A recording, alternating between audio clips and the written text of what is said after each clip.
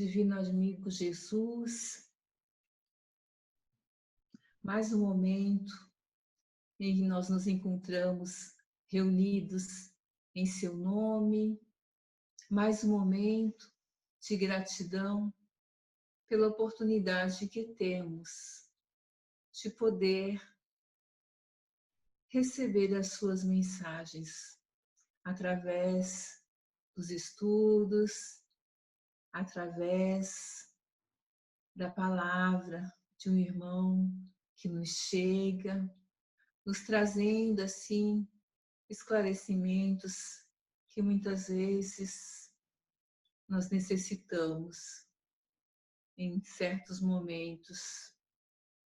E esses esclarecimentos, através dos seus ensinamentos, Mestre Jesus, nos traz o consolo, nos traz uma renovação para o nosso espírito, nos livrando muitas vezes das aflições cotidianas, pois que as suas mensagens de amor são mensagens renovadoras, são mensagens de esperança e de confiança, nos relembrando que somos filhos de um Pai de amor, de um Pai de misericórdia, de um Pai que é benevolente, de um Pai que nos acolhe a todos, sem distinção.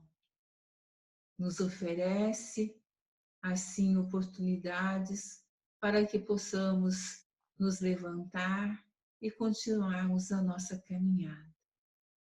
E é na alegria de sabermos assim tão amados, Mestre Jesus, e amparados pela sua legião de anjos, que neste momento te pedimos o amparo para nossa irmã que irá nos falar nesta noite e para todos aqueles que acompanham, que cada um de nós possa tirar a mensagem que lhe é necessária, que a sua paz, que a sua luz possa se estender sobre a terra inteira, abençoando cada ser que nela habita e que por ela caminha.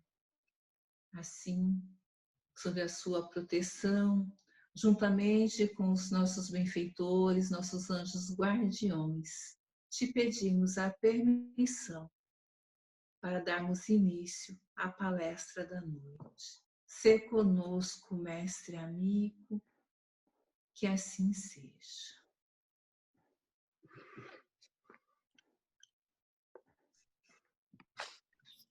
Então, deixa eu fazer uma pequena apresentação, porque a Miriam foi muito modesta quando me mandou a sua biografia. Então, a Miriam, né, Miriam Mazzotti Dutti, né, acho que é um nome italiano, é espírita, diretora da Federação Espírita Brasileira, é coordenadora nacional da área da Infância e Juventude do Conselho Federativo Nacional da FEB, é psicóloga e educadora. Miriam querida, eu já tenho a alegria de te conhecer, cada dia estou mais feliz daquilo que eu venho conhecendo de você, de poder trabalharmos juntas, está sendo uma grande satisfação, um grande aprendizado para mim com toda a tua experiência e com a tua doçura de transmitir toda essa experiência, seja na área que nós trabalhamos, da infância e juventude, e também tudo aquilo que você está envolvida em todas as áreas que você trabalha lá no Conselho Federativo da Federação Espírita Brasileira. Então, seja bem-vinda, a palavra é sua, eu vou tirar aqui o compartilhamento para que você possa, então,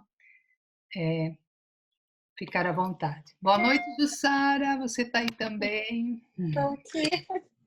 Tudo bem? Boa noite. Aí é boa tarde, né? Eu acho que se não for Boa bom tarde. dia ainda. É 1 da tarde aqui, Então, eu vou pedir para todos desligarem os microfones para que não haja interferência. E a Miriam, então, pode compartilhar e ficar à vontade, viu, Miriam?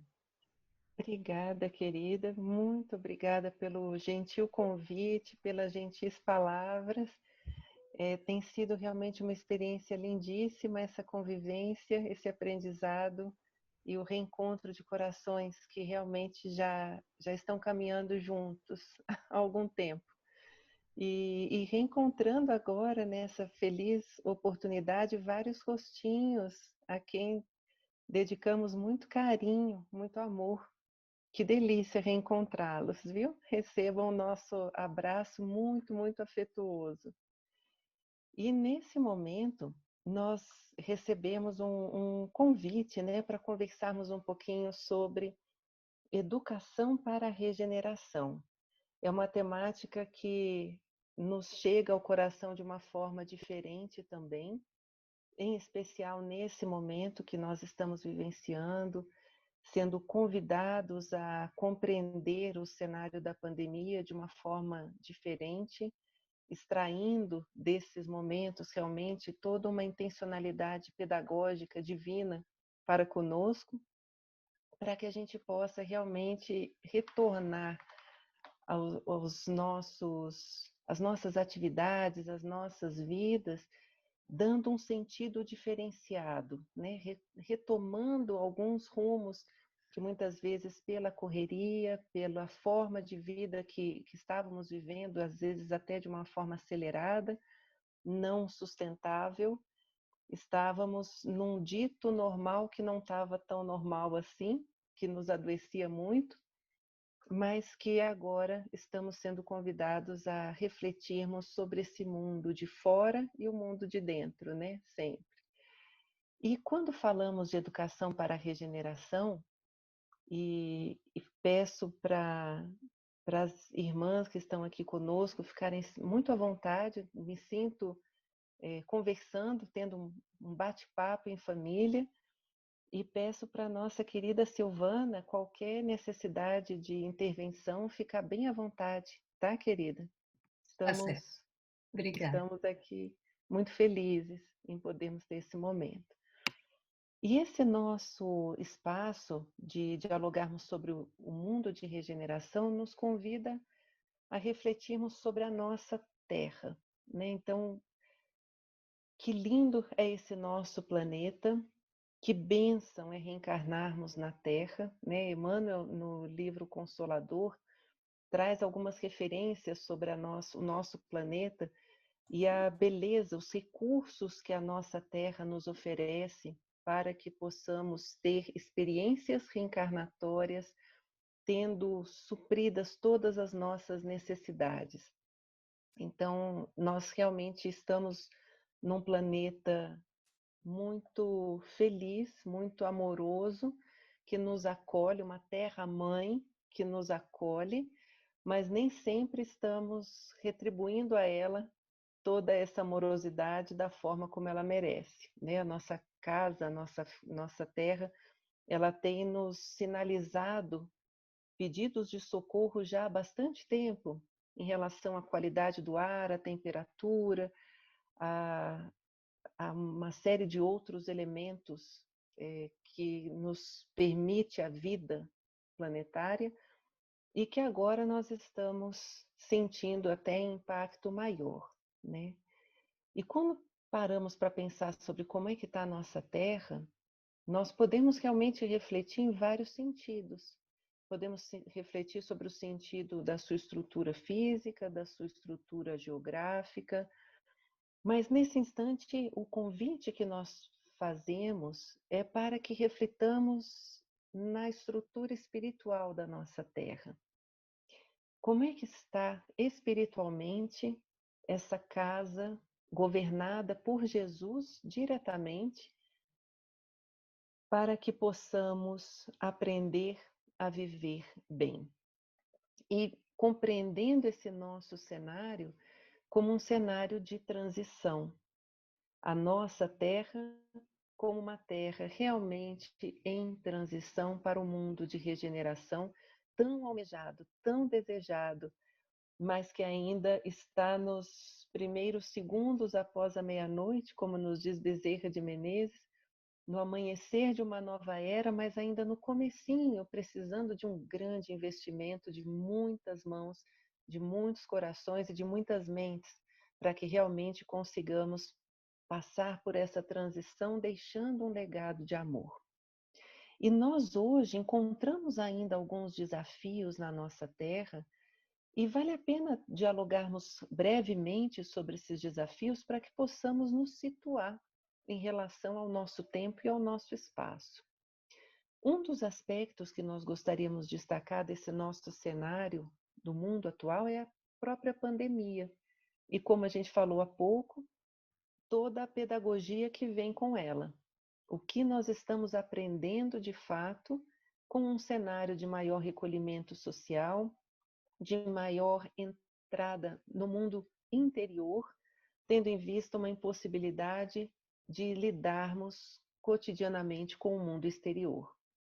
Então, essa pandemia, ela realmente tem nos sinalizado uma série de aspectos dos quais não podemos fugir. O processo educativo, como nós vamos ver daqui a pouquinho, é um processo belíssimo, mas que exige renúncia, exige perseverança, exige uma compreensão de que é intransferível, né? Não podemos transferir processos educativos e nem adiar.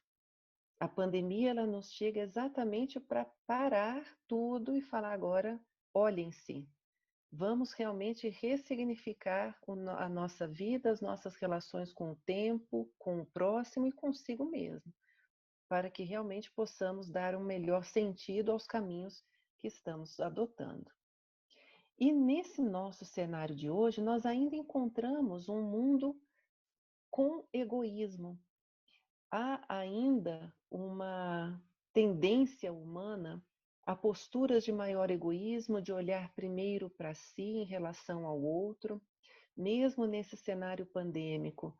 Muitas vezes, no comecinho da pandemia, movimentados, mobilizados pelo medo, quantos, né, iam para as lojas comprar álcool gel, comprar luva, e em quantidades que nunca iria usar, mas com um receio, sem pensar que o outro também poderia precisar desses utensílios, né? Lógico que as realidades são muito diversas entre os países, mas pegando na natureza humana, na essência humana, como muitas vezes, mobilizados pelos nossos medos, nós tendemos a uma postura egoísta.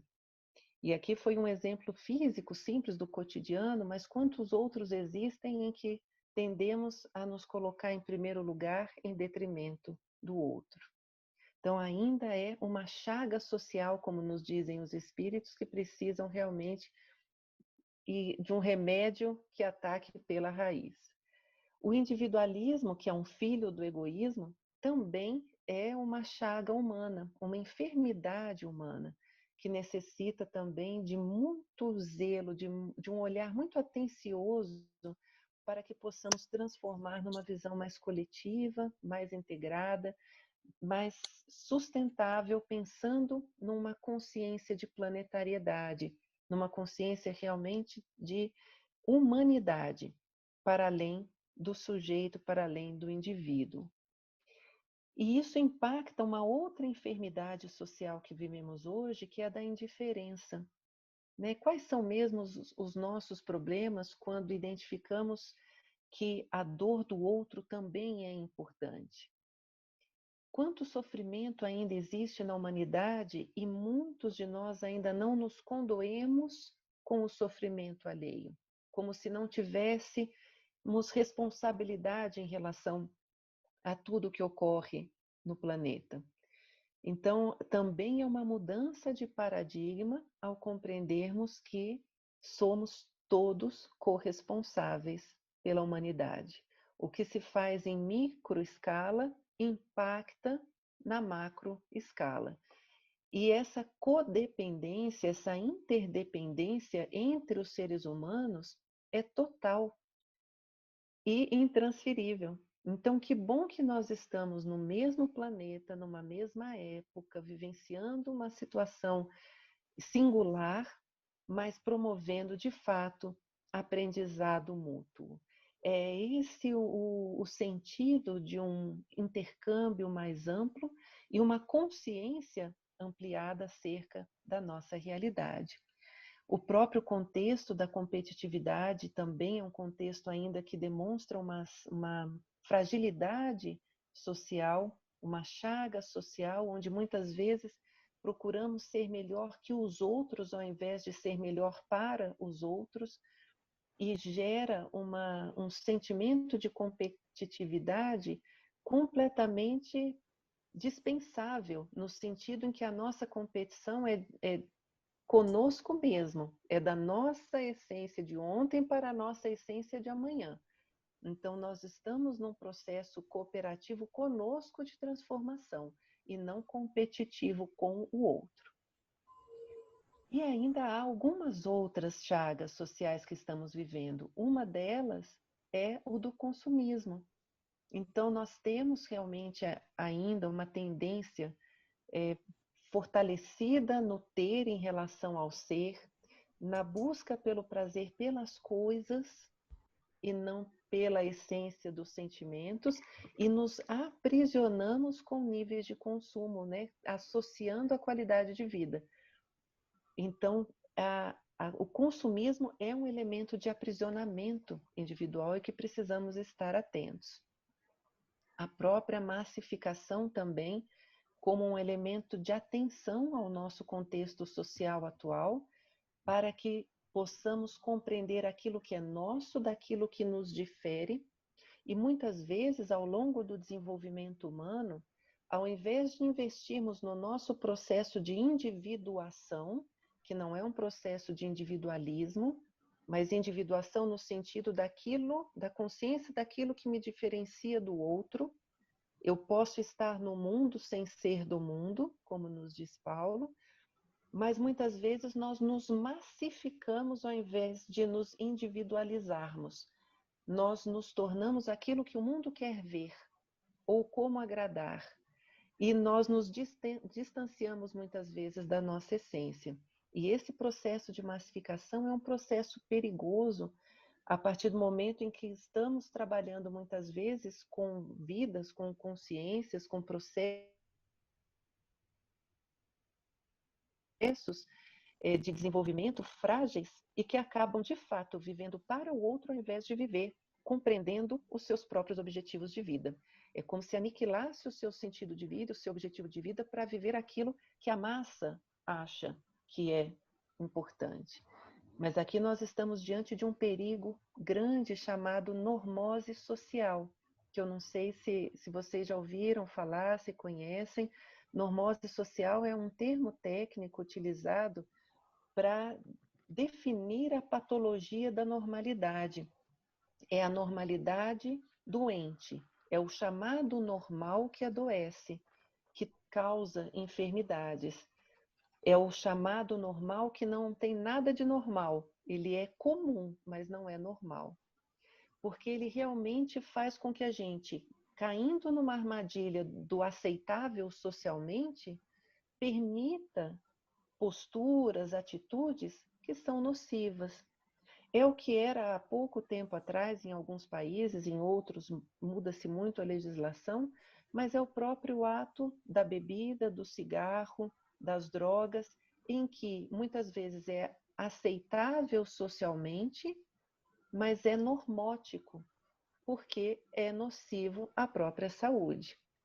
Mas além desses vícios, existem naturalmente vários outros vícios nos quais ficam também com um véu de normalidade, mas que precisamos de fato ver em que estamos nos plugando em termos de nutrição pessoal e que, ao invés de nos nutrir, está realmente nos envenenando. Então, precisamos estar atentos a esses elementos do consumismo, da massificação e de outros tantos elementos que deixam uma noção de normalidade perigosa e que o mundo de dentro adoece e o mundo de fora também adoece.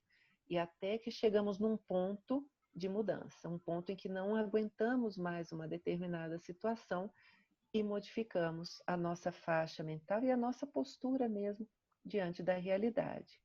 Um outro elemento também em especial, quando trabalhamos com crianças e jovens, é a perspectiva do padrão social, que muitas vezes fica também muito associado à questão do consumismo e da massificação, trazendo um modelo daquilo que pode e deve ser o ideal, mas que sabemos não corresponde àquilo que se é na essência, e muitas vezes trabalhamos com o supérfluo e esquecemos do essencial. Trabalhamos com o aparente, o exterior, mas descuidamos nossa real beleza interior, né? da nossa essência. E a partir daí chegamos a uma outra enfermidade bem complexa no nosso mundo atual, que é a solidão. E uma solidão que, como que diz na frase, não é estar só, mas é estar muitas vezes vazio, um vazio de sentido. E muitas vezes, inclusive, numa perspectiva que provoca um sofrimento, que leva muitas vezes a ideações de dar termo à vida. Então, são questões delicadas em que hoje nós estamos sendo não apenas convidados a refletir, mas efetivamente convocados a refletir e agir de maneira preventiva. Então, esses são cenários do mundo de hoje que têm realmente nos convocado a novas perspectivas. E são cenários que os espíritos superiores já nos sinalizavam nas obras básicas, em especial o Livro dos Espíritos, a Gênese também, nos apontando, e obras póstumas também, nos apontando essa transição que nós estamos vivendo. Como é importante nós estarmos conscientes do cenário que estamos para podermos construir algo que realmente seja diferente, que almejamos e que realmente nos traga algo positivo, nos traga um bem-estar no qual as necessidades da matéria já não mais estão satisfazendo as necessidades da alma. Ou seja, aquilo que nós muitas vezes buscamos nos nutrir dentro da horizontalidade do materialismo, hoje não mais satisfazem um espírito que almeja algo diferente, algo muito maior, algo muito mais profundo, e que o mundo materialista e as visões normóticas não nos permitem ter. E é por isso, né, que é tão importante esse sentimento da espiritualidade, da religiosidade, essa conexão com algo realmente vertical, que nos impulsiona a compreender a vida de uma forma diferenciada. E passamos também a refletir, então, sobre o nosso papel, como nós podemos colaborar com a iluminação da Terra, como nós podemos transformar esses nossos espaços também num espaço de aprendizado e de crescimento. E é por isso que resgatamos aqui na questão 780 do Livro dos Espíritos uma pergunta que Kardec fez: o progresso moral acompanha sempre o progresso intelectual? E os espíritos respondem de uma forma extremamente direta: decorre deste, mas nem sempre o segue imediatamente. Ou seja, o progresso moral decorre do progresso intelectual, mas ele nem sempre acompanha. Os ritmos estão diferentes. O progresso intelectual pode estar em progressão geométrica, num ritmo acelerado, mas o progresso moral pode estar ainda numa progressão aritmética, num ritmo mais lento, mas estamos sentindo agora uma real necessidade de parear o desenvolvimento moral e o desenvolvimento intelectual, para podermos realmente impulsionar o desenvolvimento do nosso planeta para essa transição que tanto almejamos. E aqui fica uma dica importante da leitura dos livros de Manuel Filomeno de Miranda, pelas mãos do nosso Divaldo Franco, né? A trilogia do nosso Manuel Filomeno de Miranda, Transição Planetária, Amanhecer de uma Nova Era e Perturbações Espirituais. Para quem ainda não leu, fica a dica. É uma literatura, uma leitura edificante que nos amplia o olhar de uma forma brilhante e nos mostra ao mesmo tempo uma fotografia do nosso cenário atual, em vários sentidos, né? Nos convocando realmente a vigiarmos as nascentes do coração, como nos diz Bezerra de Menezes, para que possamos avançar em segurança, colaborando com a espiritualidade superior que tem feito um investimento maciço para que a Terra de fato seja um planeta de regeneração. E aqui nós nos lembramos da questão 917 de O Livro dos Espíritos, em que Kardec comenta: louváveis esforços indubitavelmente se empregam para fazer com que a humanidade progrida. Os bons sentimentos são animados, estimulados e honrados mais do que em qualquer outra época. Entretanto, o egoísmo, que é um verme roedor, continua a ser a chaga social. É um mal real que se alastra por todo o mundo e do qual cada homem é mais ou menos vítima. Cumpre, pois, combatê-lo como se combate uma enfermidade epidêmica. Para isso, deve-se proceder como procedem os médicos, ir à origem do mal. E avançando nessa origem do mal, qual seria então o remédio para essa enfermidade chamada egoísmo? E aí ele prossegue: poderá ser longa a cura porque numerosas são as causas, mas não é impossível. Contudo, ela só se obterá se o mal for atacado em sua raiz, isto é, pela educação.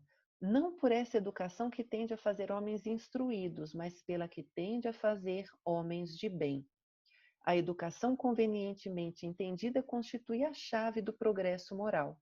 Quando se conhecer a arte de manejar os caracteres como se conhece a de manejar as inteligências, conseguir-se-á corrigi-los do mesmo modo que se aprumam plantas novas. Olha que belíssimo esse comentário do nosso amado Kardec, nos alertando para a inteligência numa perspectiva positiva, mas insuficiente, quando precisamos formar pessoas de bem para, de fato, dar sentido à inteligência, ou seja, dar um uso ético ao conhecimento.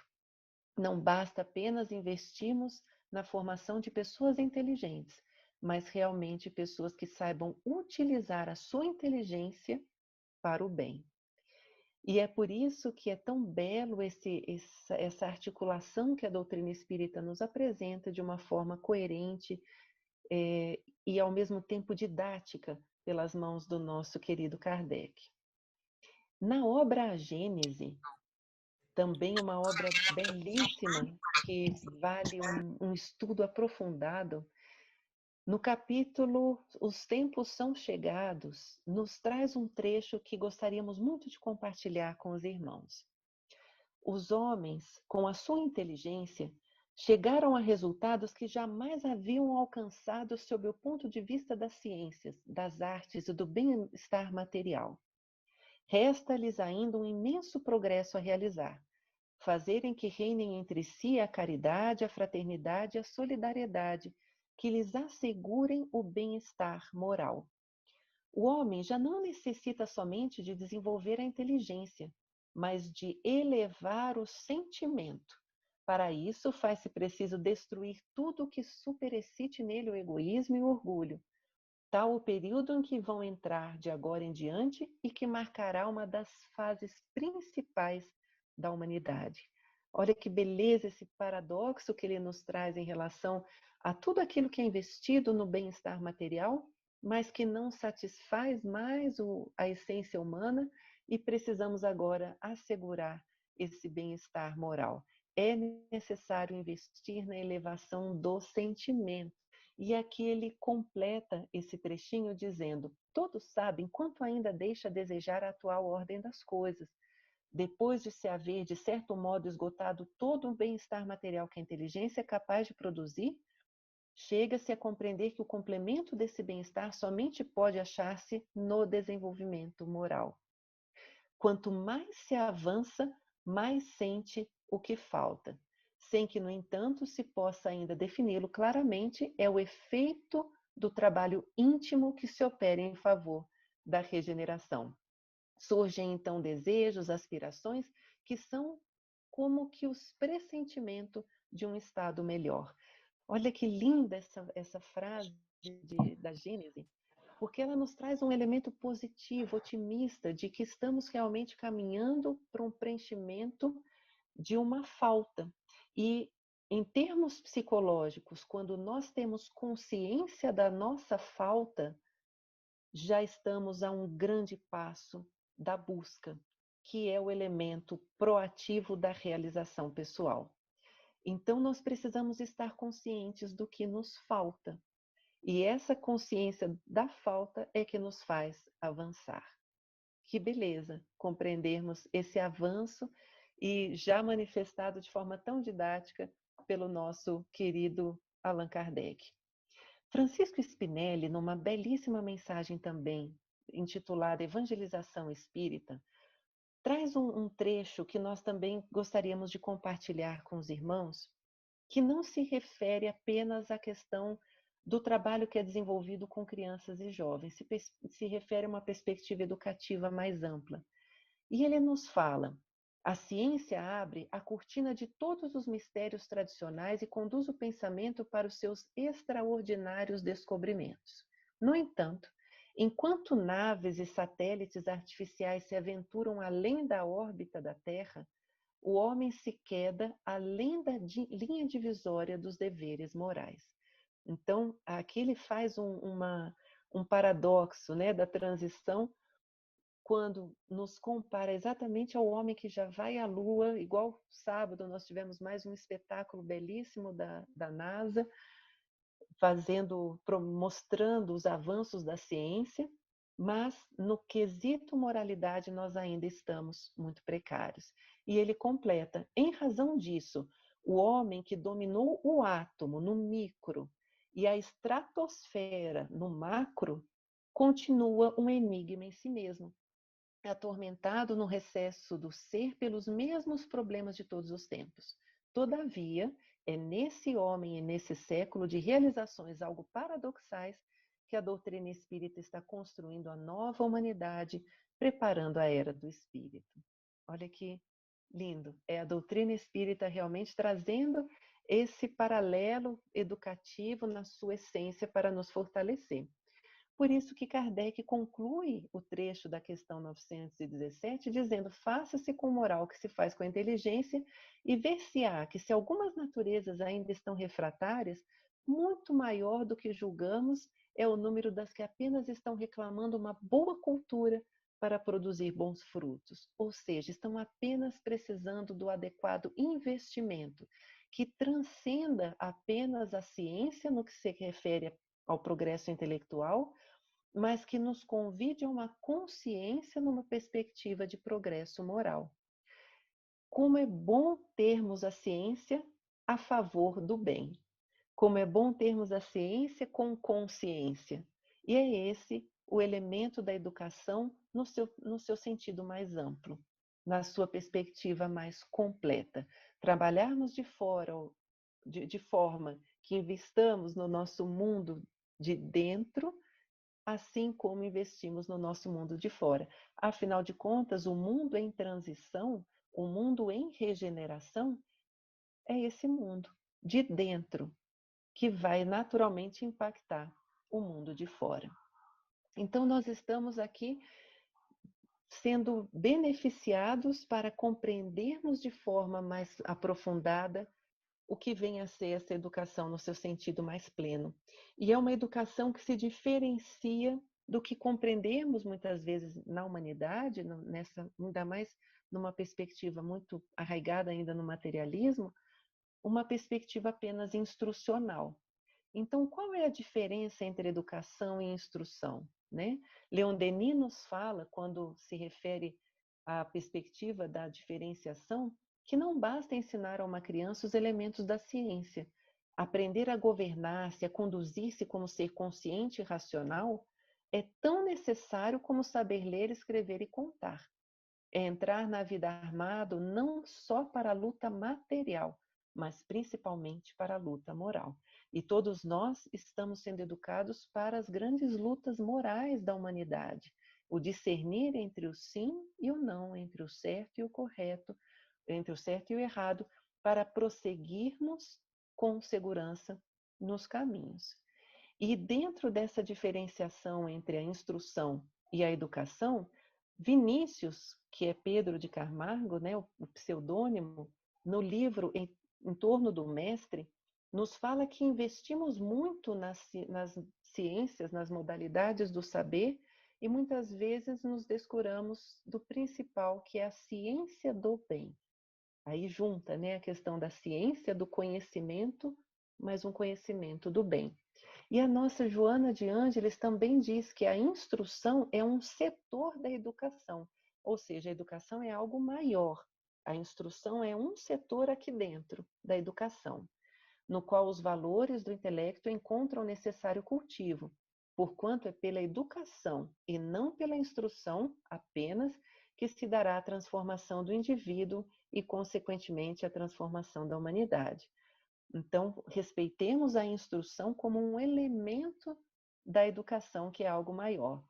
Vinícius ratifica também essa reflexão da nossa Joana, dizendo que é preciso não confundir instrução com educação, porque a educação abrange a instrução, mas pode haver uma instrução desacompanhada de educação. Eu posso instruir para o mal, eu posso instruir para algo que não seja edificante.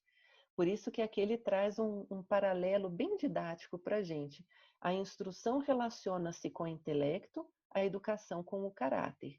Instruir é ilustrar a mente com uma soma de conhecimentos sobre um ou vários ramos científicos, enquanto educar é desenvolver os poderes do espírito, não só pela aquisição do saber, mas especialmente na formação e consolidação do caráter. Por isso que ele sintetiza que a educação é evolução individualizada. Eu gosto muito dessa frase de Vinícius. Educação é evolução individualizada. Não tem como terceirizar, não tem como adiar, não tem como transferir. É um processo de fato individual e que ele ocorre com a cooperação do próprio indivíduo. Educação não é um processo passivo, é um processo colaborativo e ativo. O próprio sujeito é protagonista da sua própria história. E aqui, apenas também para mostrar essas concepções diferentes de educação pelos espíritos, né? Mas todas convergindo para esse mesmo princípio, André Luiz também coloca que a educação da alma é a alma da educação. A essência do todo e qualquer processo educacional é realmente a educação da alma. Em todas as circunstâncias, lembrar-se de que o Espiritismo expressa, antes de tudo, obra da educação, integrando a alma humana nos padrões do Divino Mestre. Cultura atendida, progresso mais fácil. Né? André Luiz, no livro Conduta Espírita, também nos presenteia com essa síntese sobre uma perspectiva educacional. E nesse momento, amados, como compreendendo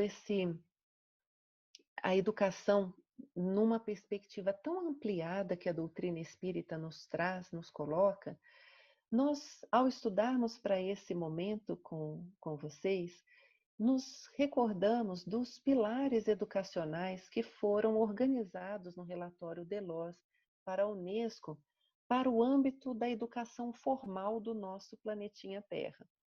E foi um documento, esse documento, ele constitui uma obra muito feliz, muito oportuna, porque também fez com que se transpusesse uma ação muito restrita de educação numa perspectiva apenas de conhecimento para algo mais amplo. E a educação, a partir desses 4 pilares que foram trazidos no relatório Delors, ele passou não apenas a compreender a educação como relevante, mas também o aprender a fazer, o aprender a conviver e o aprender a ser. E isso nos traz também elementos de reflexão belíssimos para que possamos trazer um pouco, associar um pouco a doutrina espírita a esses 4 pilares educacionais para o século XXI. E o nosso convite aos irmãos aqui presentes agora é fazermos uma breve viagem, e é breve mesmo, por esses 4 pilares, para que possamos encontrar as convergências de reflexões que nos traz a partir do conhecimento doutrinário muito ampliado, muito mais ampliado. Na perspectiva, por exemplo, do aprender a conhecer, nós nos lembramos do conto hindu sobre como é a nossa compreensão das coisas. limitadas. Então, quando nesse conto, né, cada um vai numa parte do elefante para tentar descrever o que é um elefante, e quem fica no rabo fala, nossa, o elefante ele é macio e fino, e o outro vai na tromba e fala, não, ele é áspero, e tem uma textura diferenciada. O outro vai no pé e fala, não, o elefante ele é pesado, ele é difícil. Então, cada um vai falar do seu ponto de vista. E muitas vezes, quando falamos de conhecimento, nós estamos exatamente falando do nosso ponto de vista, dentro das nossas restrições, né? da nossa perspectiva ainda limitada de conhecimento.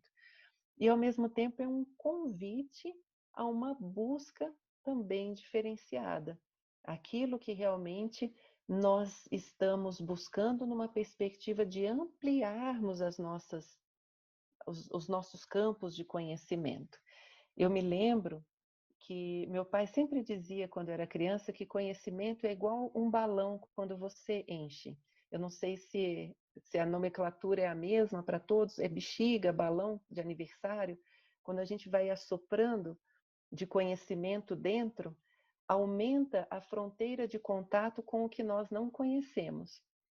Então, essa metáfora para mim ficou de uma forma muito vívida, né? Muito forte, porque realmente, quanto mais nós enchemos o nosso balãozinho com conhecimento, mais aumenta o limite em relação ao desconhecido. E mais fica a nossa sensação, maior fica a nossa sensação de que pouco sabemos. Então, realmente, só sabemos que nada sabemos, né? Que a gente busca muito, mas que ainda temos um longo caminho pela frente para compreendermos a vida na sua essência mais profunda. E Vinícius também, esse grande educador, na obra O Mestre na Educação, traz essa reflexão. O que é, então, educar no legítimo sentido da expressão, se não orientar o espírito para a aquisição parcial, porém progressiva da verdade? Dessa verdade que é luz, dessa luz que é redenção. Então, nós estamos realmente sendo libertos pelo conhecimento. Essa imagem, ela nos traz muito desse sentimento da libertação pelo conhecimento. Conhecereis a verdade e ela vos libertará. E realmente a prisão da ignorância é altamente desconfortável, porque nos vemos numa perspectiva limitada de conhecimento, mas também que nos limita toda e qualquer ação mais ampla. Na mesma questão 780, que nós lemos no início da nossa fala, na questão A, Kardec coloca: como pode o progresso intelectual engendrar então o progresso moral, já que um decorre do outro? E os espíritos respondem: fazendo compreensíveis o bem e o mal. O homem, desde então, pode escolher. O desenvolvimento do livre-arbítrio acompanha o da inteligência e aumenta a responsabilidade dos atos. Olha que interessante. Então, para que possamos, de fato, nos fortalecer moralmente, nós precisamos compreender o bem e o mal. Então, nós precisamos do conhecimento. Fé inabalável só é a que pode encarar frente a frente a razão em todas as épocas da humanidade. E essa razão, hoje, ela nos é iluminada pela consciência da imortalidade, pelo convite à fé raciocinada, a compreensão de evolução moral, de lei de justiça, amor e caridade. É tanta beleza que a doutrina espírita nos traz, né? Essa doutrina luz, que realmente nos sentimos contemplados e abençoados por esse momento que estamos vivendo na humanidade. E compreendendo a nossa doutrina espírita em seu tríplice aspecto, né, filosofia, religião, ciência, que se comunicam, né? A doutrina espírita ela é una, como nos diz Bezerra de Menezes, porém com portas de entrada diferenciadas pela essência humana. Aquilo que me leva à doutrina espírita pode ser um interesse religioso, um questionamento filosófico, uma curiosidade científica, mas sempre vai chegar na sua unidade, que é a doutrina espírita, né? E com Jesus nos empreendimentos do amor e com Kardec na força da verdade, nós teremos toda a orientação aos nossos passos, todo o equilíbrio a nossa conduta. Então, nós temos aqui, de fato, um livro-luz que nos ilumina o olhar. Essa imagem, ela também sintetiza um pouco dessa reflexão de forma lúdica, mas de forma muito real. O aprender a conhecer é um aprender iluminador, porque, de fato, nos permite compreendermos os nossos caminhos e escolhermos os passos, né? Darmos os passos de forma mais segura. Ok? E aí nós chegamos avançando, né, do aprender a conhecer para o aprender a fazer. É o fazer mesmo, é o realizar. A nossa amada Meimei tem um trechinho numa mensagem linda que fala que para que a humanidade alcance o melhor patamar evolutivo, a educação deve associar inteligência e moralidade, mas que o indivíduo, quando ele se educa intelecto e moralmente, ele se transforma em servidor da humanidade. Eu gosto muito dessa frase de Meimei.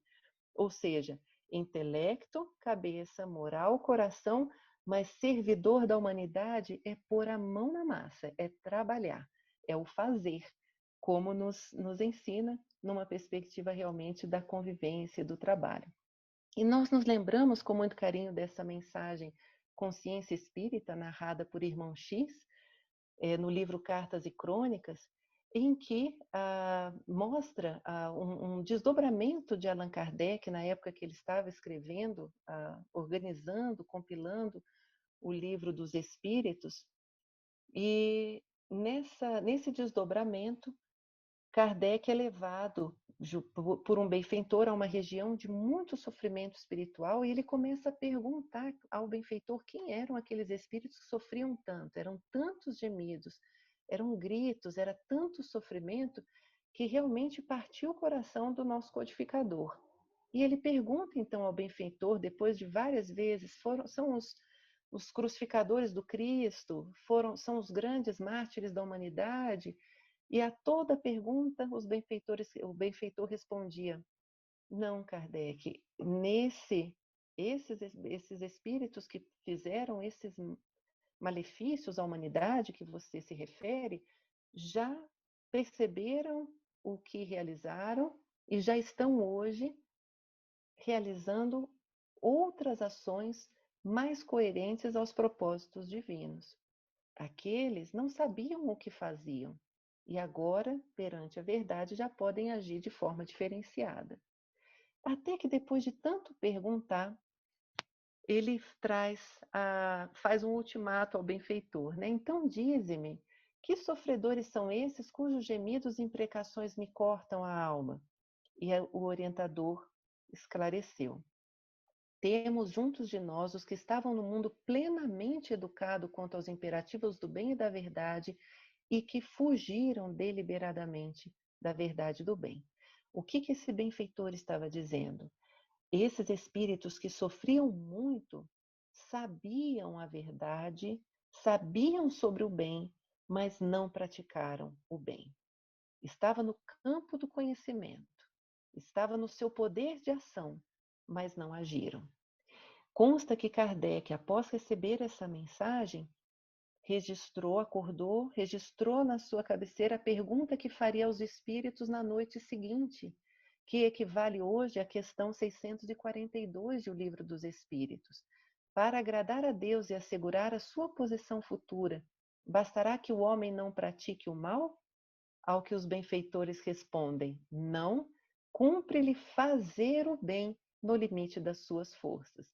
E essa resposta ainda tem um complemento: porquanto será responsável por todo o mal que advier de não ter sido realizado o bem. Então, é realmente o convite à ação, a fazer o bem no limite das suas forças.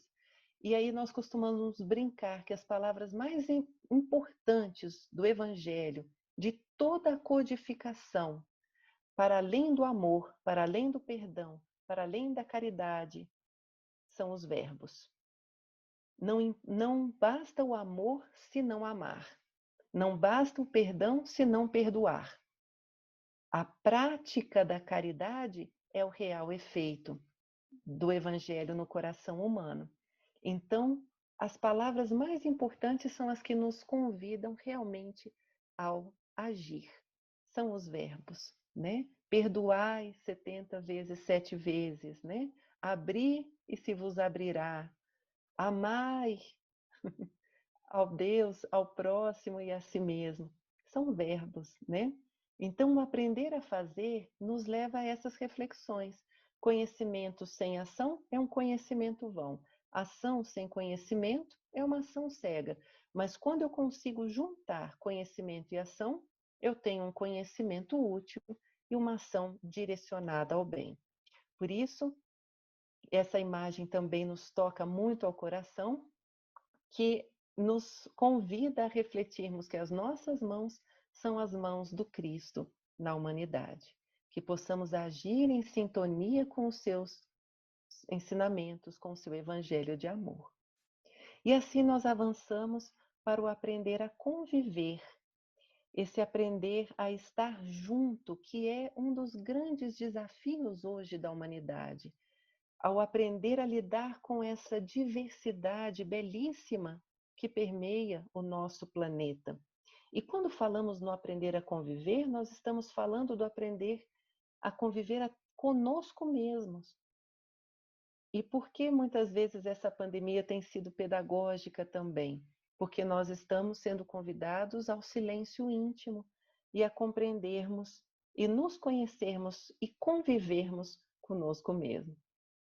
A convivência com a família, a convivência social, a convivência nas redes sociais e com o mundo inteiro, a convivência com aquele sofredor que muitas vezes está na rua do lado, a convivência com os nossos irmãos que estão em outro continente, mas cuja fome nos corta a alma, a convivência com o meio ambiente, a convivência com o planeta, a convivência com o cosmos. Tudo é convivência. Nós estamos aprendendo a conviver numa perspectiva pacífica, do micro ao macro, do lado de dentro ao lado de fora. Mas tudo isso é uma perspectiva de convivência ampliada. E existe uma regra áurea nesse olhar da convivência, que é o fazer ao outro que gostaria que o outro vos fizesse. Precisamos realmente refletir sobre essa regrinha, porque se a utilizássemos em todas as nossas relações, tudo estaria resolvido. A prática efetiva da caridade, né? O BIP 886, benevolência, indulgência e perdão, conforme definido na questão 886 de O Livro dos Espíritos. Esse BIP que nos acende toda vez que a gente vai adotar uma atitude, uma postura, que muitas vezes não está condizente com os princípios divinos.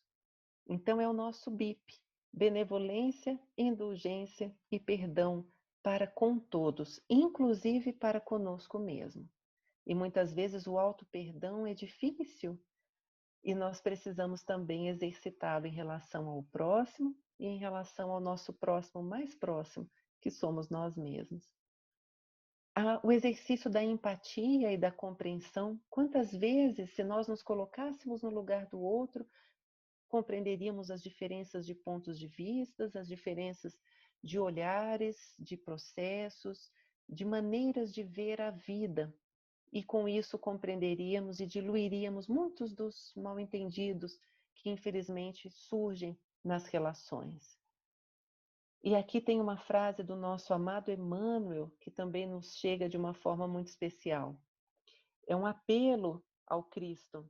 E ele diz: Senhor Jesus, faze-nos observar, por misericórdia, que Deus não nos cria pelo sistema de produção em massa, e que por isso mesmo cada qual de nós enxerga a vida e os processos de evolução de maneira diferente. Eu considero também muito especial essa frase de Emmanuel, porque é um apelo ao bom senso, ao respeito à singularidade de todos nós nas nossas maneiras de enxergar a vida, de enxergar o outro, dentro das faixas evolutivas singulares também, cada um se esforçando para oferecer o melhor dentro daquilo que hoje pode oferecer. E buscando a nossa melhor versão todos os dias. É como se estivéssemos numa edição atualizada e ampliada diariamente e buscando realmente escrever capítulos mais saudáveis ao longo da nossa história. E avançando um pouco nessas reflexões, a grande síntese da lei de convivência. Nisto conhecerão todos os que sois meus discípulos, se tiverdes amor uns aos outros. É a lei máxima do Cristo. A vivência plena do amor será, sem dúvida, a grande chave do aprender a conviver que a humanidade almeja. E assim chegamos no nosso último, na última escala dessa breve viagem que estamos fazendo naturalmente de forma compacta. Essas temáticas nós poderíamos desmembrar em oportunas reflexões por uns seminários de vários dias, mas nessa essência, nesse enxugamento, o aprender a ser como a grande culminância. E esse aprender a ser também numa perspectiva ampliada que a doutrina espírita nos traz, ao nos lembrar que os espíritos só entram na vida corporal para se aperfeiçoarem, para se melhorarem. Nós só estamos aqui com essa finalidade, retornarmos melhores do que quando viemos.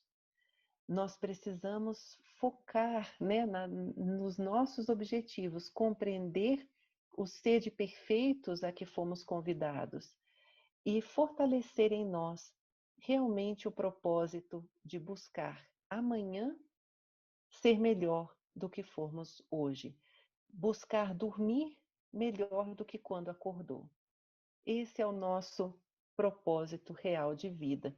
E para isso precisamos, como nos alerta Joana, parar, de modo a examinarmos os rumos e seguir aquilo que de fato constitui o nosso objetivo primordial, para que a gente não fique perdendo tempo com atalhos muitas vezes nocivos e que nos desviam do rumo, nos desviam do foco. E muitas vezes existem atalhos atrativos, altamente sedutores, pelos quais muitas vezes quase entramos e que tendem a nos desviar realmente dos nossos objetivos. André Luiz também nos lembra: a vida é sempre resultado da nossa própria escolha. Que possamos exercitar o nosso livre-arbítrio de uma forma segura, de uma forma serena, fundamentada e com foco realmente naquilo que de fato viemos fazer. E essa imagem é uma imagem que também nos representa muito bem. O problema não é apenas de saber, é o de reformar-se cada um para a extensão do bem, como nos diz Emmanuel. Todos nós estamos em plena reforma, todos nós estamos em obras. Nós somos representados por essa plaquinha porque estamos todos numa vivência plena da reforma íntima. E como toda boa reforma, dá trabalho. Precisa que a gente se refaça muitas das nossas estruturas íntimas, dos nossos conceitos, das nossas pré-concepções, precisando realmente de uma reformulação, de uma mudança integral na nossa proposta de vida. E vale a pena. A vantagem é que toda reforma depois vale a pena. E a gente vai alcançar esse nosso processo de aprimoramento. Lembrando-nos do convite que o Cristo nos faz do ser de perfeitos, Emmanuel nos traz reflexões muito bonitas nessa mensagem chamada Perfeição e Aperfeiçoamento, em que nos fala que de fato estamos muito distantes da perfeição. Todos nós ainda estamos longe da perfeição. Contudo, ninguém vive fora do constante aperfeiçoamento. Todos nós estamos muito pertinho desse aperfeiçoamento. Todos nós estamos em pleno processo de vivência do aperfeiçoamento para chegarmos no ser de perfeitos a que o Cristo nos convidou. E que esse processo de aperfeiçoamento é um processo contínuo de aprendizado e de vivência plena desse grande medicamento que precisamos aprender a tomar para acabar com as enfermidades do mundo, que é o medicamento do amor. que é realmente fortalecermos o amor na sua plenitude, nas suas mais variadas expressões, para que possamos, de fato, nos imunizarmos, como se fosse uma grande vitamina em relação ao desânimo, em relação ao egoísmo, em relação ao orgulho, em relação à tristeza, em relação ao pessimismo.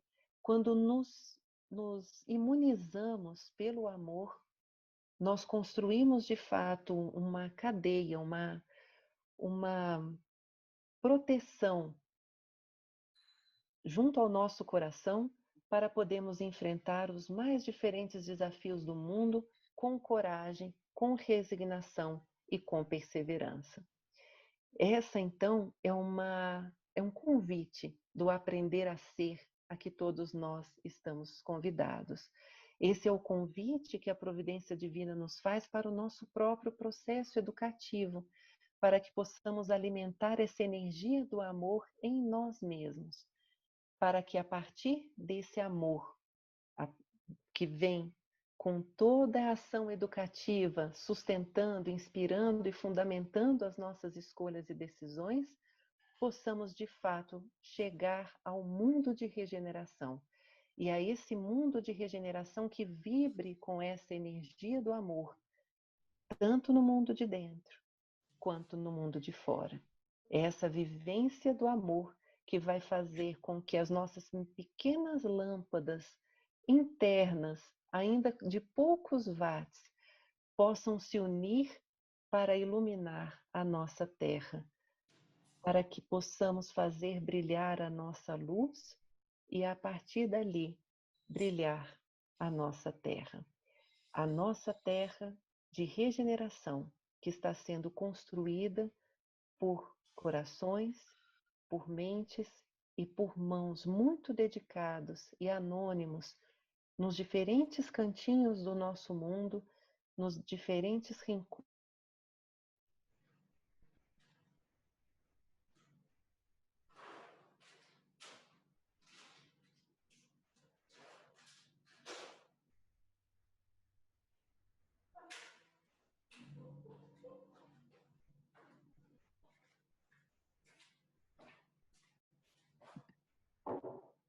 Com pequenas reflexões, mas renovando em nós, acima de tudo, um sentimento de esperança e de alegria nesse grande processo iluminativo que estamos vivenciando juntos. Nós agradecemos essa oportunidade de intercâmbio e de fala e me coloco à disposição de todos nesse momento. Nós é que agradecemos essa grande viagem que você nos proporcionou, né, trazendo reflexões tão profundas a respeito de nós mesmos, da nossa condição, lá no início, né? E depois de todo o caminho que nós temos aí para chegarmos, então, a brilhar né? Que brilhe a nossa luz. Realmente fantástico tudo que você nos proporcionou. E fica aberto, então, para todos que quiserem, né, aproveitar e esclarecer ou perguntar. Podem abrir seus microfones, câmeras.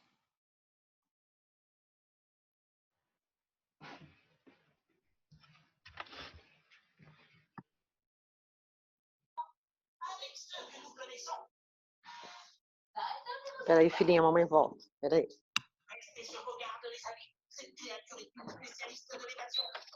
Estão todos quietinhos, quietinhas.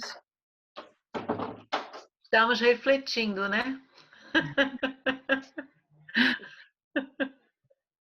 Eu Podem ligar gostaria, as câmeras para a gente se ver. eu gostaria de fazer uma colocação, Silvana, Sim, Leide, né? para a Tá Leide. falando, né? Leide.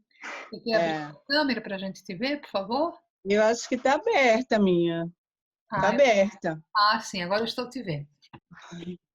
Eu que não me vejo. Miriam? Oi, não quer Oi. fechar ou dividir os slides aí? Porque aí a gente vê todo mundo aqui. Mas onde que está isso? Acho que é a Miriam, né? Que Não tem que sei, eu tô, acho que tá com a Miriam. Eu tô vendo aqui quadradão branco e vocês... Eu também. Ativar o seu próprio. Em cima estão vários quadradinhos, tem que clicar cada um o seu.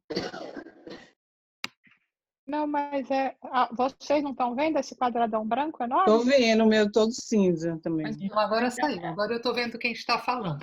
mas dá para ver quem fala também. Não, eu estou vendo o quadro branco, igual a Jussara. Vocês têm que clicar lá em cima. Eu não estou vendo, tá? Acho que tem que parar de dividir a tela, não sei. Eu Bom, não estou enfim, vendo a gente, é só... Alguém está dividindo a tela, não sei quem é. A Miriam caiu, será? E aí ficou isso? A Miriam tem aquele mesmo probleminha seu, Jussara, da internet ficar um segundinho. Ah, tá. Ela já está voltando. A minha sarou, graças a Deus. Com soluço. A minha não, Jussara, a minha não, mas tem lá um quadro, um campo verde dizendo: você está visualizando a tela de Miriam. A Miriam acabou de entrar novamente, ela deve... Ai, eu esqueci a tua palestra ontem, fiquei com tanta raiva. Falei, como é que eu posso ter esquecido? Eu queria ter assistido. da Nádia, né? Da Nádia, é. Ah, foi. Eu fui lá ao SESG. Miriam? Estão me ouvindo? Agora sim. Você está compartilhando a tela ainda? Não mais. Aqui, a princípio, não. Deixa eu verificar aqui. Você consegue como... Então, aqui fala que não, mas as pessoas estão vendo um quadro branco. Eu vejo todos na tela. Eu estou vendo também um quadro branco. Eu também. Ah, então, eu estou tentando... Deixa eu tentar... Vou tentar redefinir aqui. Ele me traz aqui, eu vou tentar excluir, tá? Mas fiquem à vontade para dialogar. Eu estou tentando... A Valéria, a Leide, que já se colocou aí para fazer uma pergunta para você.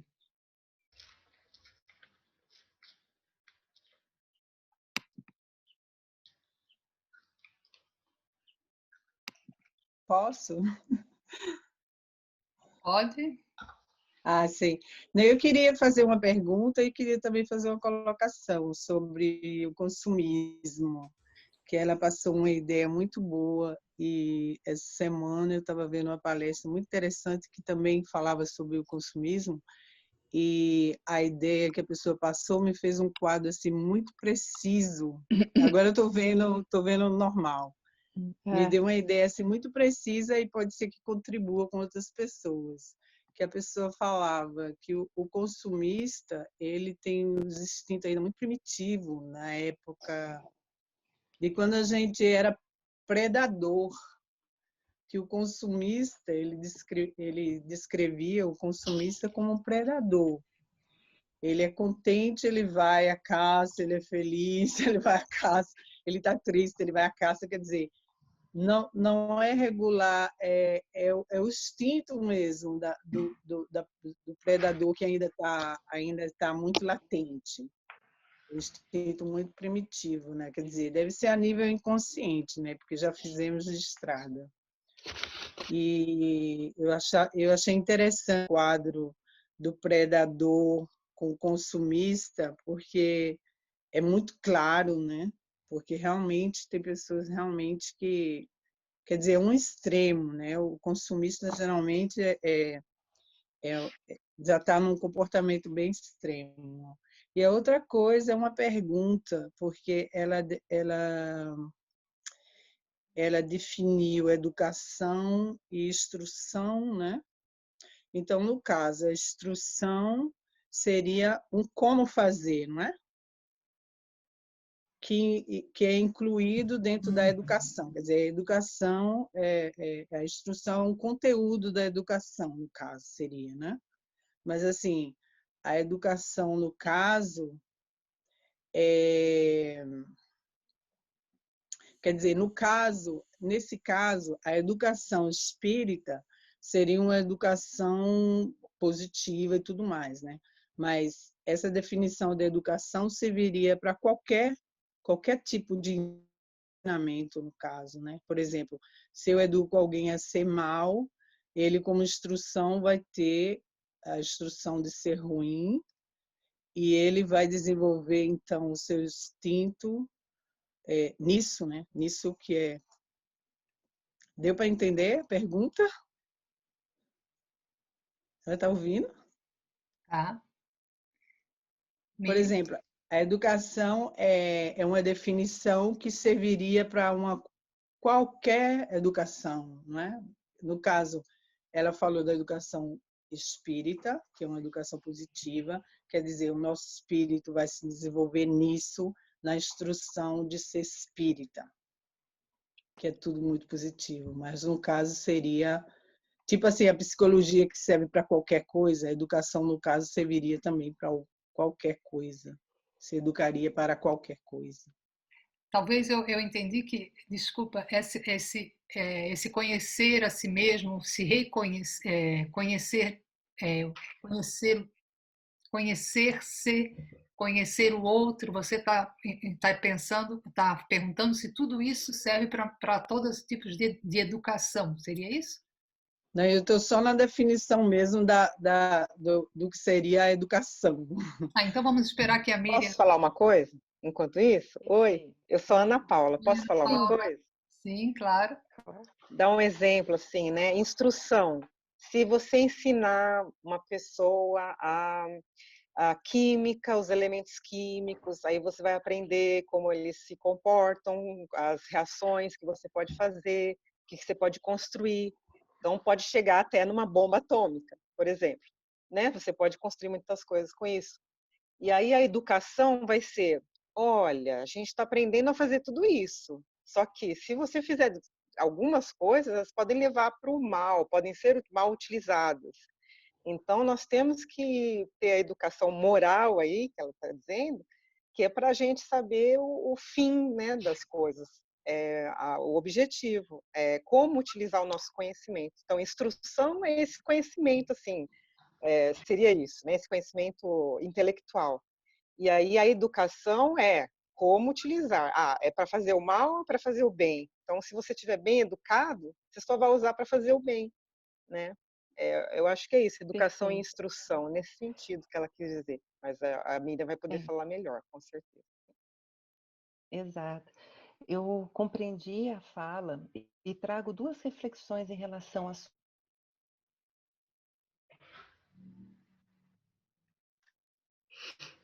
sua fala. Nessa perspectiva das necessidades, um autor chamado Zygmunt Bauman, que vocês devem conhecer, que fala sobre a sociedade líquida. E ele tem uma teoria interessante, ele vem sendo estudado e referenciado em alguns estudos, por ele trazer essa perspectiva de como a nossa sociedade foi construída para o materialismo e para a satisfação das necessidades imediatas. Então, tem uma filosofia de consumismo por trás, e nos fala exatamente que, da forma como as coisas são construídas, elas muitas vezes chegam para tentar atender a uma necessidade nossa, mas é uma necessidade superficial, atendida por um tempo pequeno e que já provoca uma nova necessidade em seguida. E faz com que a gente entre num ciclo vicioso de necessidades satisfeitas de forma rasa, superficial, por isso que é a teoria da sociedade líquida, porque ela é etérea, ela não é palpável, ela não tem fundamento sólido, produzindo necessidades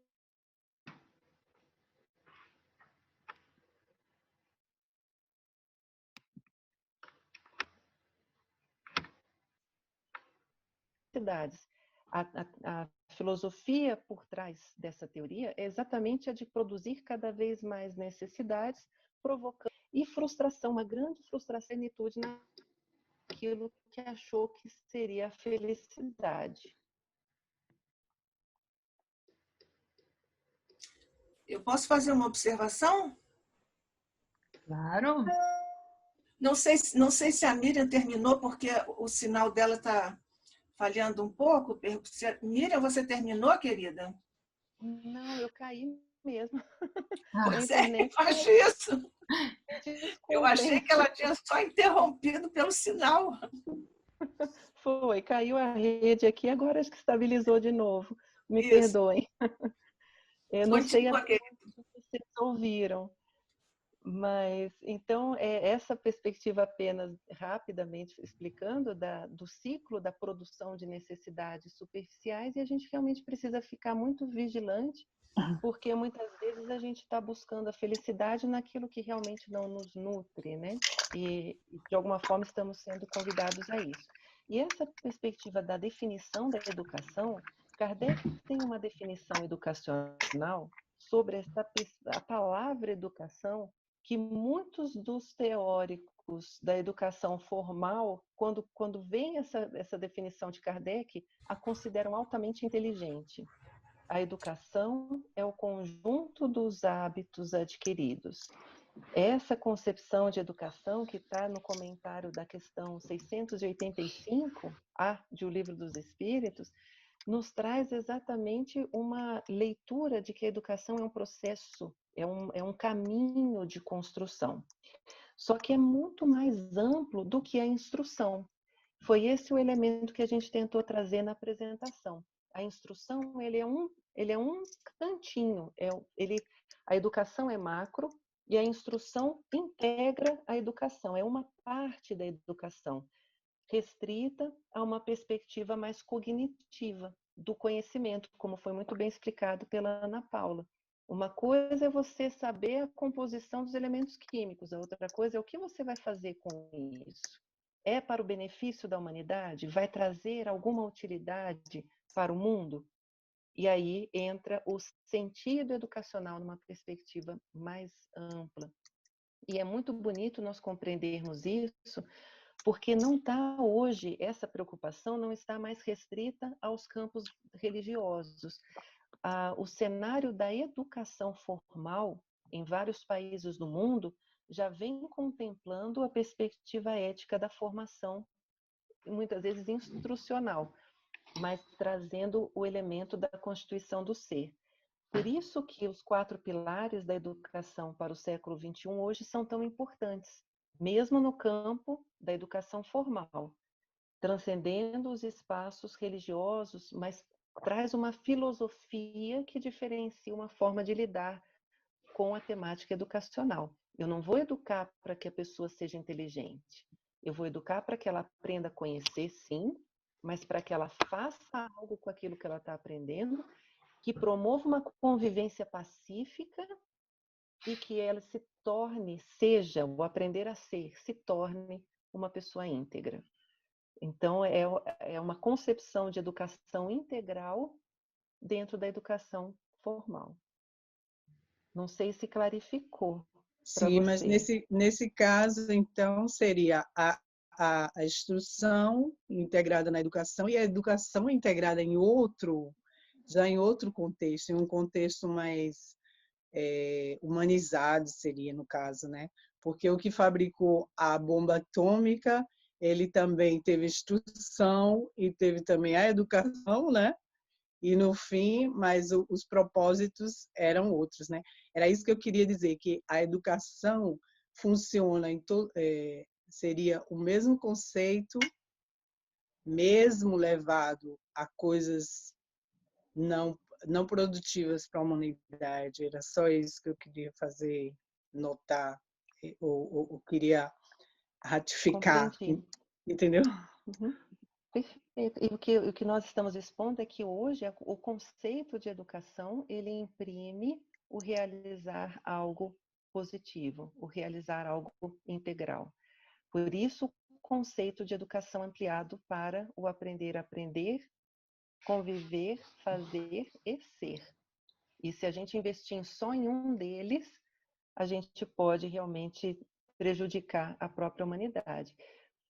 Tem um autor que aborda a perspectiva da cultura da paz na educação, em que ele fala muito disso. Ele fala que muita ciência com pouca consciência pode gerar monstros, e que existe uma fórmula tremendamente explosiva, quando investimos muito na inteligência e pouco na ética. Então, é exatamente a perspectiva do andar junto, né? Do trabalho realmente articulado, sincronizado. É uma educação que serve para construir um homem de bem, né? Que como você falou, né? Vai também ter a educação instrutiva, no sentido do intelectual, porque caminham juntas, né? Então, a nossa querida Nádia levantou a mãozinha para falar também, né, Nádia? Ainda pouco, mas quero saber se a Miriam terminou e a Leite também. Ok? Miriam, você terminou, querida? Tranquilo, Nádia, pode falar. Tá bom. Não, primeiro a questão, a Leide falou de algumas coisas, ela falou do consumismo, não é? Que hoje é estudado como uma dependência sem substância. Jussara, eu falei sobre isso ontem. Ela disse que não tinha ouvido. E a outra questão, que eu acho que é o que está no cerne do questionamento da Leide, é a questão da educação, é um processo de transmissão de valores. Esses valores podem ser positivos, nós todos temos os valores do Evangelho, da doutrina espírita e de uma moral geral das religiões, são valores positivos, que conduzem o homem a um crescimento interior, conduzem a Deus por quaisquer que sejam os caminhos apontados. Mas existe nessa área de estudo de valores, que é a axiologia, existem os valores positivos, os valores negativos e os valores neutros. Vamos deixar os neutros para lá, que é uma coisa de papo de filósofo, mas os negativos são valores que podem ser transmitidos, e aí também é um processo de educação. Faz uns anos, não sei se Miriam lembra, porque os outros companheiros aqui estão fora do Brasil, mas um homem, como é que eu vou dizer, uma espécie de facínora, um homem que tinha muitos compromissos com a lei, ele foi filmado, aliás, ele fez questão de ser filmado ensinando o filhinho dele, devia, pelo filme que nós vimos, uns 3, 4 aninhos, com um revólver na mão e ele ensinando o filho a atirar. Você lembra disso, Miriam? Eu me lembro, sim. Pois é. Aquilo ali é um processo de educação por valores negativos. Nós temos processos de educação aqui, por exemplo, nas favelas do Rio de Janeiro, a transmissão dos valores das coisas que acontecem lá fora da lei também é um processo educativo, só que a transmissão é de valores negativos. Então, quando nós todos falamos de valores, nós estamos falando dos valores positivos, evidentemente. E nessa perspectiva, existem os valores que a Miriam situou muitíssimo bem, lembrando o Zygmunt Bauman, das coisas, né? dos universos, das coisas, das instâncias, do mundo líquido e gasoso, e ali também há transmissão de valores, a Miriam citou muito bem, dessas necessidades que, digamos assim, não são tão necessárias, são necessidades do supérfluo, de que falam, por exemplo, os influenciadores digitais, que nós ontem abordamos isso também no nosso encontro lá no SESG. Então, ali também há os valores que estão presentes nessa visão de mundo da nossa contemporaneidade, e também é um processo educativo. A instrução é um outro processo que se inscreve no universo da educação, e o que não exclui que aquele que seja o agente do processo instrucional seja também um educador. Aliás, é tudo que nós desejamos que ele tenha essa dupla função com os valores positivos. Desculpe, eu acho que eu me alonguei. Não alongou não, está ótimo.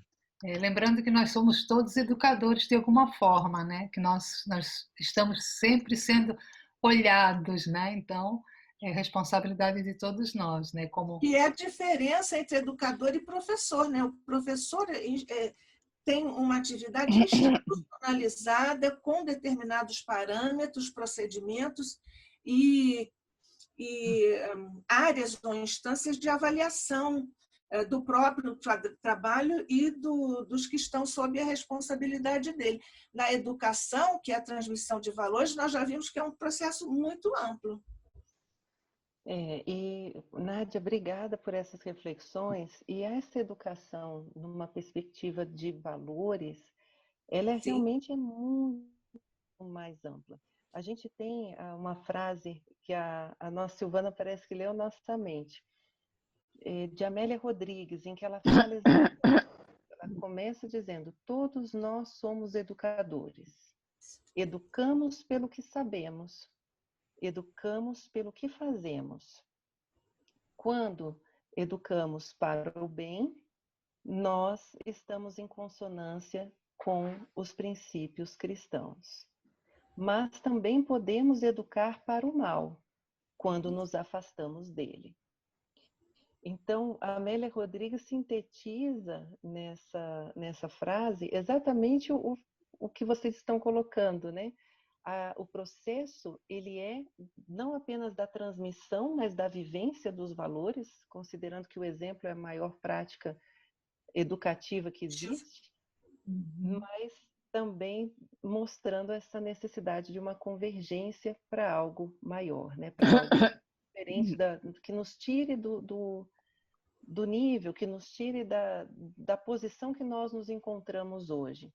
É o positivo incômodo, é o incômodo positivo que nos provoca a uma mudança e a alcançar algo diferenciado. Queridas, nós temos 6 minutinhos. Se alguém tiver uma última perguntinha, depois a gente encaminha para a prece para terminar. Perguntinha pode ser perguntona também, tá?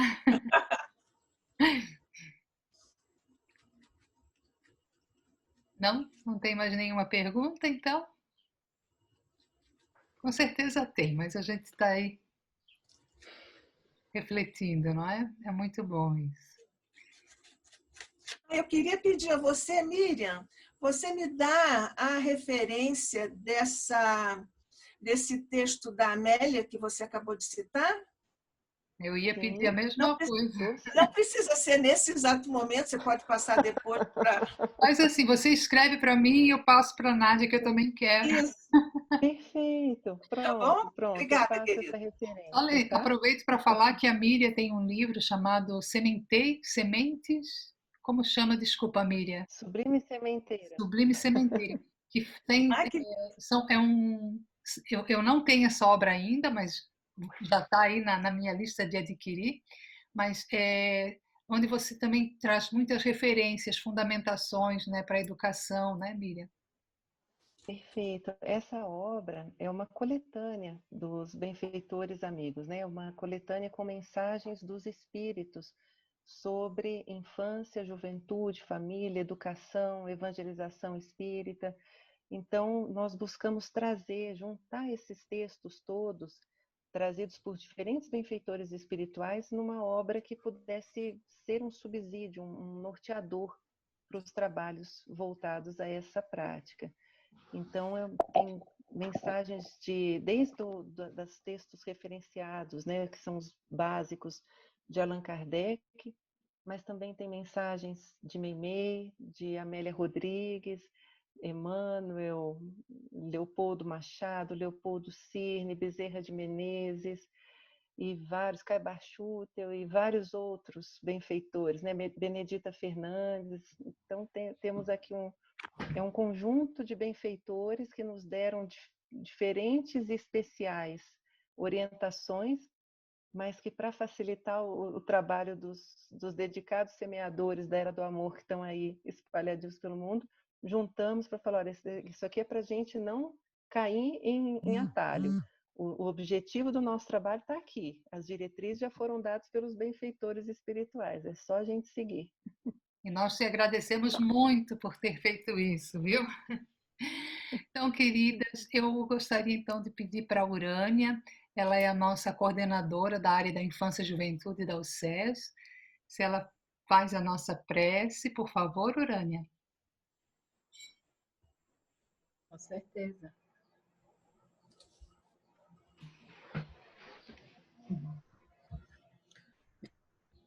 Então, harmonizando os nossos corações e as nossas mentes, pedimos ao nosso Mestre Jesus e aos nossos coordenadores dos trabalhos espíritas no mundo inteiro, que nos iluminem, que abram seus braços para os nossos corações e as nossas mentes.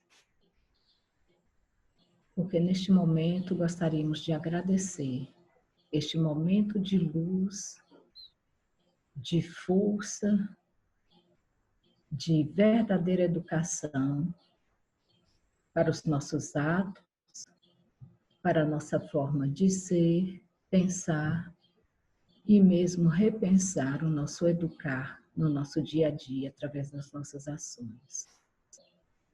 Mestre amado Jesus, te agradecemos. Queremos também te pedir para pôr em nossos corações a tua mão divina, para que a calma, a luz, a iluminação nos coloque mais uma vez no teu caminho. E que tudo aquilo, Senhor, que ouvimos, que vimos, que está guardado em nossa mente, possamos nós colocar em prática nos nossos trabalhos, nos nossos encontros com as nossas famílias, nos nossos encontros com os nossos colegas, nos nossos encontros, principalmente com aqueles que, direta ou indiretamente, precisam de nós.